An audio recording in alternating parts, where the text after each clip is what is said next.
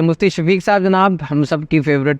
شخصیت ہیں اور یہ بڑے رینوٹ پرفارمر بھی ہیں اور دارالفتہ میں بیٹھتے ہیں اور استخارے کے بارے میں ایکسپرٹ اوپینین آج ہم ان سے لیں گے۔ سب سے پہلے تو یہی آپ ارشاد فرمائیں کہ استخارہ، بہت سے لوگ یہ جاننا چاہ رہے ہوں گے کہ اس کا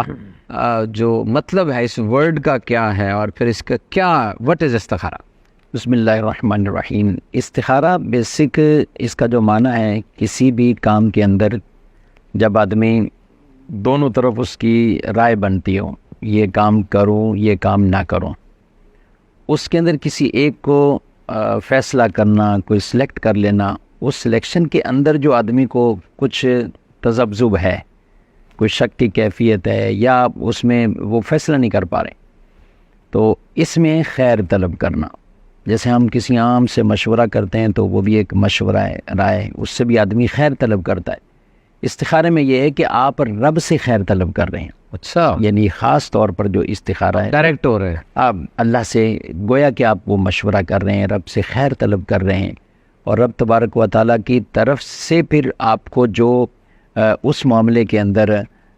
کوئی ایسے اشارے مل جاتے ہیں یا ذہنی طور پر یا قلبی طور پر اطمینان ہو جاتا ہے، تو یہ خیر طلب ہی کہلائے گا۔ تو استخارہ بیسک تو اس میں رسول اللہ صلی اللہ علیہ وسلم تو صحابہ کرام کو بڑی اس کی تعلیم دیتے تھے،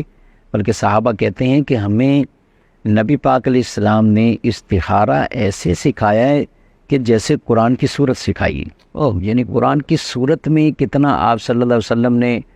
کتنی اہمیت کے ساتھ ان کو قرآن کی صورتیں سکھائیں، فرمایا استخارہ بھی ایسے ہی سکھایا ہمیں۔